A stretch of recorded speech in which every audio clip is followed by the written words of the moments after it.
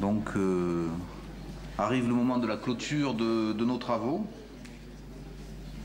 Monsieur le directeur des affaires civiles et du Sceau, mesdames, messieurs les hautes personnalités, mesdames, messieurs, chers consoeurs et chers confrères,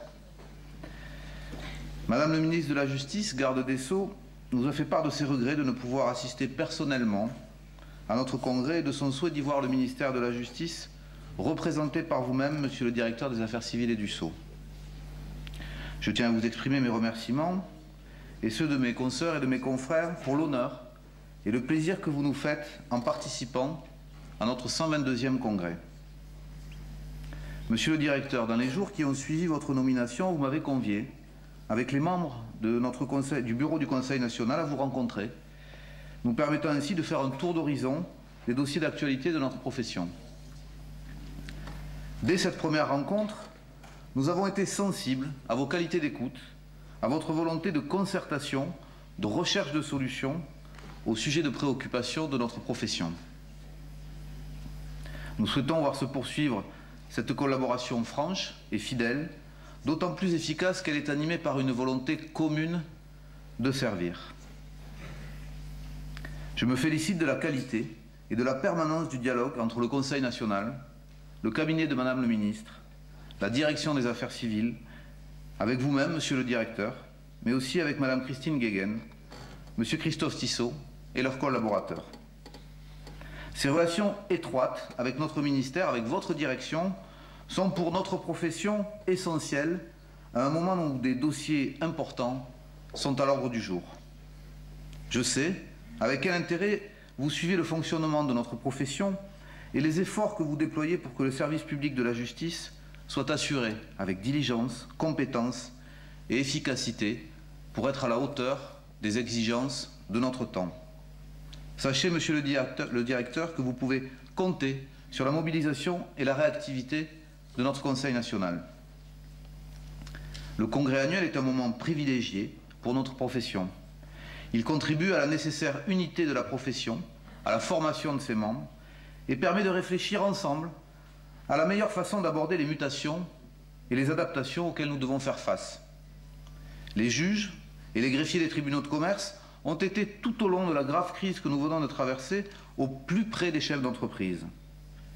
Si quelques clignotants montrent aujourd'hui des signes encourageants de reprise, il paraît important que nous puissions collectivement tirer les enseignements d'une période qui a été difficile pour nos entreprises. Quels seront à terme les effets de la crise sur le droit économique? Au-delà de notre mission quotidienne au service de la justice en général et de l'entreprise en particulier, nous devons en permanence chercher les moyens propres à favoriser l'acte d'entreprendre. Deux tendances pourraient se dégager. D'une part, la simplification comme condition indispensable pour développer l'esprit d'entreprendre, et d'autre part, le nécessaire renforcement de la sécurité juridique attendu par les chefs d'entreprise et les acteurs économiques. Ces thèmes ont été aujourd'hui au cœur de nos travaux et je tiens à remercier l'ensemble des participants pour la qualité de leurs interventions. Nous l'avons vu lors de nos débats, le droit au service de l'entreprise est au cœur de nos préoccupations et dans ce cadre, les greffiers ont un positionnement spécifique. Ils sont aux côtés de l'entreprise dès sa création avec la tenue du registre du commerce et des sociétés. Ils assurent également avec l'information légale qu'ils délivrent la nécessaire transparence de la vie économique. C'est en quelque sorte le rôle de régulateur de l'économie des greffiers des tribunaux de commerce que je voudrais évoquer ici au travers quelques exemples. Sur le thème de la simplification, notre profession depuis maintenant 2 ans s'est considérablement investie dans le cadre de la mise en place du guichet électronique de création d'entreprise. Ce guichet est opérationnel depuis le 1er janvier 2010, regroupe l'ensemble des CFE. Il assure une double mission d'information et de guichet d'accomplissement des formalités. Je ne peux évoquer ce sujet sans saluer et remercier à nouveau mon prédécesseur Michel Jalenc. Celui-ci, vous le savez, a assuré à la satisfaction de tous la présidence de l'association Guichet Entreprise, ne ménageant ni son temps ni ses efforts pour la réussite de ce dossier complexe qui associe des partenaires de cultures différentes. Si notre profession n'a pas attendu le guichet unique pour permettre l'immatriculation en ligne des entreprises, elle s'est fortement mobilisée pour permettre à ce guichet de fonctionner en temps et en heure. Un récent audit est venu rappeler la qualité des apports de notre profession et nous encourage dans la poursuite de nos engagements. Parler de guichet unique, c'est aussi rappeler le rôle majeur de notre groupement Infogreffe, qui nous a permis de relever les défis de l'ère numérique. Frédéric Lenné, notre confrère, président d'Infogreffe, Dominique Marollo, directeur, et leurs équipes se sont investis sans compter dans ce projet. Grâce au dynamisme de tous, celui-ci est aujourd'hui opérationnel. Le Grand Prix des lecteurs d'acteurs publics, dans le cadre des victoires 2010 de la modernisation de l'État, a récemment récompensé les efforts de l'ensemble des partenaires. L'État a souhaité que le guichet unique, créé dans un premier temps sous la forme d'une association, prenne prochainement la forme d'un groupement d'intérêt public. Notre profession, outre l'appui technologique qu'elle apporte au travers de notre Conseil national et d'Infogreffe, est sollicitée pour le fonctionnement du GIP pour les 3 prochaines années. Notre Conseil national, comme j'ai eu le plaisir de l'annoncer ce matin à Monsieur le ministre, a formalisé hier son accord de participation à cette nouvelle structure. Il importe avant tout que cette simplification proposée aux créateurs d'entreprises soit efficace et que les moyens apportés par les partenaires soient raisonnables et adaptés aux objectifs. La mise en place de cette nouvelle structure ne doit pas faire table rase de ce qui existe déjà. Il est nécessaire de préserver les contributions fournies par chacun des partenaires pour la réalisation du projet. Notre profession est la première à penser que l'investissement est la condition nécessaire à l'innovation technologique et à la qualité du service rendu. Le fichier national du gage sans dépossession, l'acte authentique électronique et l'injonction de payer électronique en sont des exemples parfaits. Si les greffiers sont honorés d'être sollicités pour la réalisation de projets souvent complexes, ils se doivent de préserver leur capacité d'investissement humain et financier afin de pouvoir préparer au mieux les défis de demain. Je pense notamment à l'interconnexion des registres en Europe, à la dématérialisation de nos échanges en matière de procédures collectives et plus généralement en matière de contentieux judiciaire. Sur le thème de la simplification, je voudrais également évoquer un court instant 2 nouveaux statuts récemment mis en place par le législateur.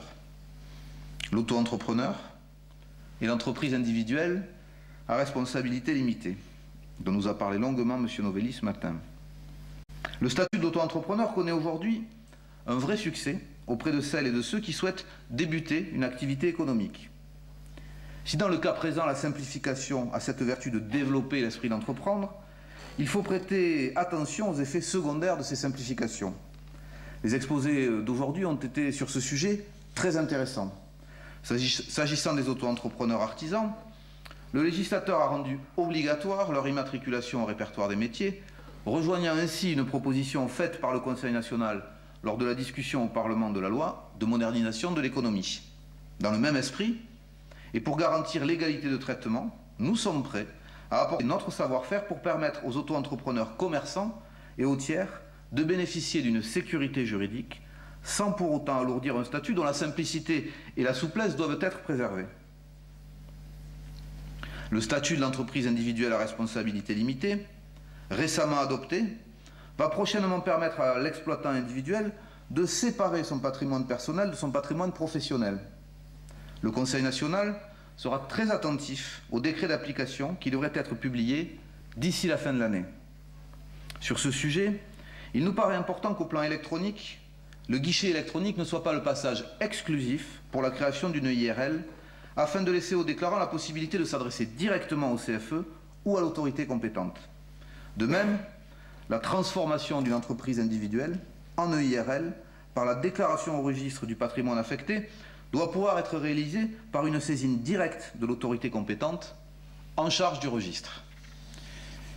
Il importe également qu'en application des nouvelles dispositions souhaitées par le législateur, l'ensemble des comptes annuels des entrepreneurs individuels à responsabilité limitée soit transmis au greffe afin d'être annexé au nouveau registre de publicité légale. En effet, la centralisation s'avère indispensable pour assurer cette nécessaire transparence de la situation économique de ces nouvelles entreprises. Enfin, les conséquences de ce régime devront être bien appréhendées en ce qui concerne leurs effets dans le cadre des procédures collectives. Notre profession se prépare d'ores et déjà à la mise en place de ce nouveau statut et nous aurons dès demain sur le sujet une formation dispensée par monsieur le professeur Lucas. Acteurs majeurs de la simplification, les greffiers le sont également dans le domaine de la sécurité juridique et de la transparence de la vie économique. La crise financière internationale est venue nous rappeler combien nos économies sont aujourd'hui interdépendantes et interconnectées. Dans ce contexte de mondialisation, les entreprises, les pouvoirs publics et de manière générale les acteurs économiques ont un réel besoin de sécurité juridique et financière. À son niveau, notre profession est l'un des acteurs qui contribue efficacement à cet objectif, notamment par la qualité des contrôles réalisés par les greffiers lors des formalités déclaratives. Notre confrère et professeur Jean-Marc Bans rappelait tout à l'heure combien la publicité légale est un outil indispensable au service du développement des entreprises. C'est ce contrôle juridique exercé par le greffier, officier public et ministériel qui donne sa force juridique à l'information sur les entreprises. C'est justement en raison de notre mission d'information légale que le Conseil national a été sollicité pour participer aux travaux du Conseil d'orientation de l'édition publique et de l'information administrative, le COEPIA. Je remercie à nouveau Michel Pineau, conseiller d'État et président du COEPIA, pour sa présence aujourd'hui parmi nous. Créé par le Premier ministre, le Conseil d'orientation regroupe les principaux acteurs publics et privés de ce secteur. 5 de nos confrères participent activement aux travaux du COEPIA, notamment sur la qualité de l'information administrative et sur la valorisation des données publiques. Si les thèmes abordés par le Conseil d'orientation dépassent le seul sujet de l'information légale sur les entreprises, notre profession reste attentive au projet de plateforme de publicité légale. Avec le registre du commerce et des sociétés, le registre spécial des agents commerciaux, le registre des sûretés, le fichier national des gages sans dépossession, nous disposons d'un savoir-faire reconnu dans la tenue des registres et la dématérialisation. À la demande des pouvoirs publics, des accès sécurisés et gratuits ont été généralisés pour les parquets, la police judiciaire, leur permettant ainsi de pouvoir bénéficier de données sûres, actualisées et dématérialisées. Le contrôle des informations sur les entreprises, ainsi que la diffusion et la mise à disposition de celles-ci, sont au cœur de notre métier. Ainsi, la mise en place d'un fichier des interdits de gérer, tenu par les greffiers, un registre des procédures d'insolvabilité, notre confrère Jean-Marc Bans en a parlé tout à l'heure, à l'instar de certains registres existants déjà en Europe, pourrait contribuer à renforcer l'information disponible sur les entreprises. Les greffiers, acteurs de la simplification des procédures, régulateurs de l'économie, sont avec les juges consulaires membres à part entière du tribunal. Ils exercent des missions judiciaires au profit des justiciables et assistent les juges consulaires. Le service public de la justice nécessite que des moyens adaptés soient mis en place pour la modernisation et l'efficacité des tribunaux.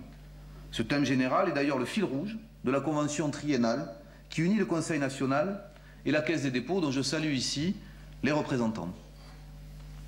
Je voudrais également citer la charte qualité de la justice commerciale, signée en décembre dernier avec la Conférence générale des juges consulaires et le Conseil national des administrateurs et mandataires judiciaires pour une justice efficace et exemplaire. Un groupe de travail suit d'ailleurs la mise en œuvre de cette charte. Le Conseil national, avec Infogreffe, vient par ailleurs de mettre en ligne un nouveau site internet, greffe.com. Il s'agit ici de donner une image harmonisée et homogène des greffes, en mettant à disposition des justiciables des informations utiles, pratiques, et de proposer un accès direct vers chaque greffe. Les greffiers des tribunaux de commerce sont au carrefour du droit et de la technologie. Et pour conclure sur ce sujet, je voudrais ici rappeler des travaux récemment engagés. Plusieurs exemples peuvent être cités. Le portail des juges, leur permettant d'avoir un accès de manière sécurisée aux affaires qu'ils traitent. Les expérimentations de dématérialisation actuellement en cours avec les avocats et bientôt avec les administrateurs et mandataires judiciaires. Sans oublier l'archivage électronique. Ces travaux de dématérialisation nécessitent des investissements informatiques extrêmement important qui bénéficie en premier lieu aux entreprises, aux justiciables et aux partenaires du greffe. Un nouveau projet marque la reconnaissance de la pertinence de notre modèle économique et de la qualité du service public dont nous avons reçu délégation.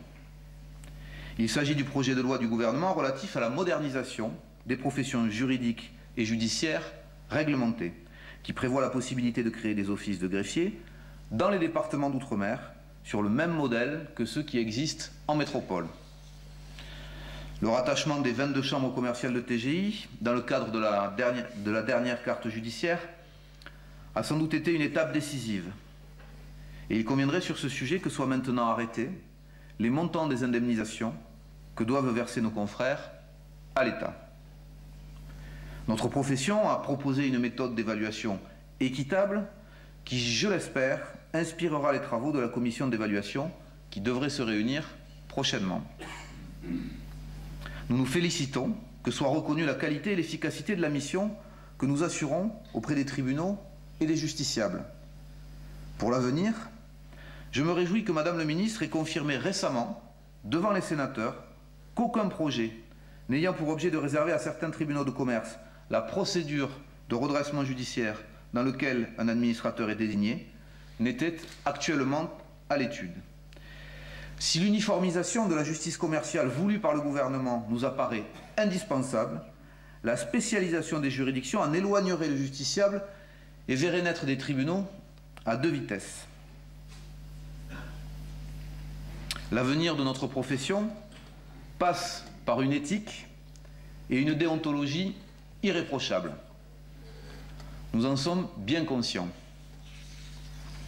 C'est dans ce cadre que la profession élabore actuellement un corpus de règles professionnelles et un référentiel de contrôle à l'attention des procureurs, en complément des inspections de nos offices, du pouvoir disciplinaire confié au Conseil national sur ses membres.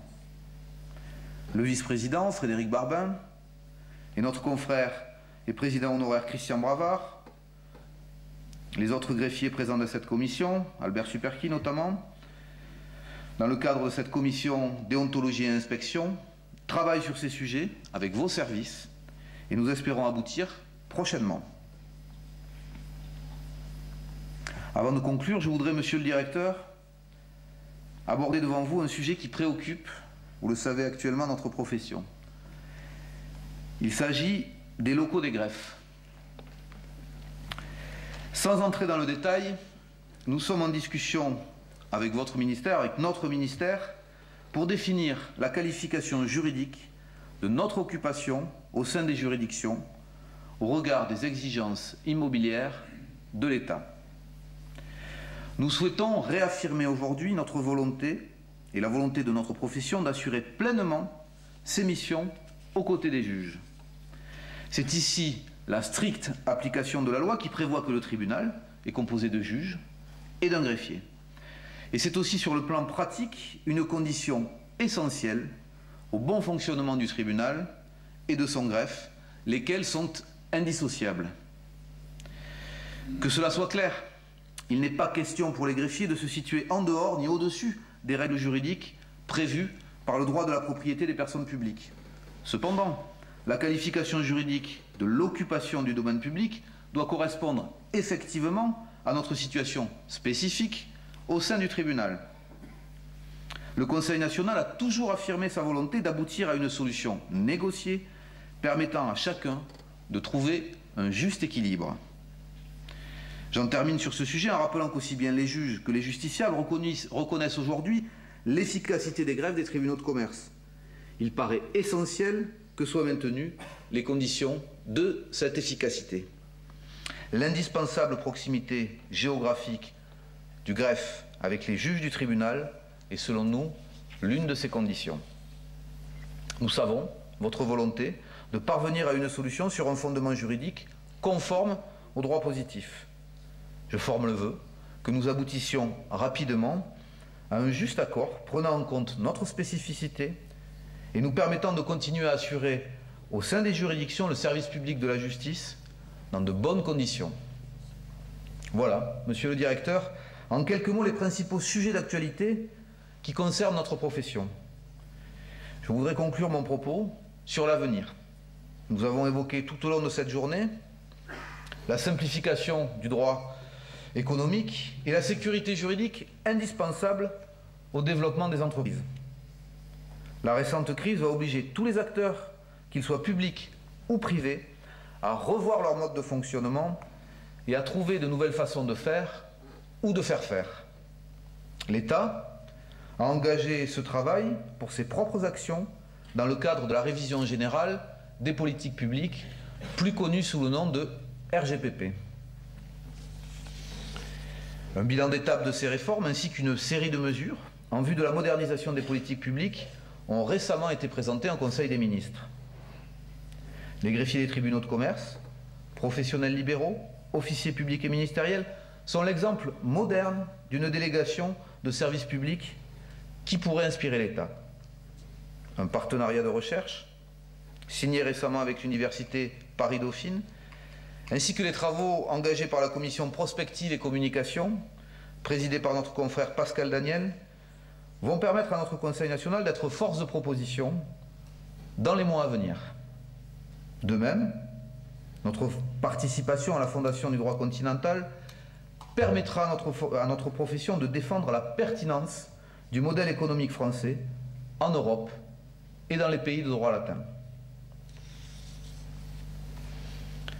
Laissez-moi, monsieur le directeur, vous dire combien notre profession est désireuse de pouvoir continuer à s'adapter aux besoins des entreprises et des justiciables. En plus des sollicitations dont nous faisons l'objet, il est important que nous puissions continuer à investir pour une justice moderne et rénovée. Permettez-moi, monsieur le directeur, une nouvelle fois de vous remercier très sincèrement pour votre présence aujourd'hui parmi nous.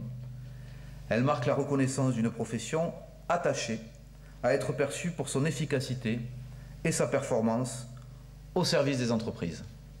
Merci.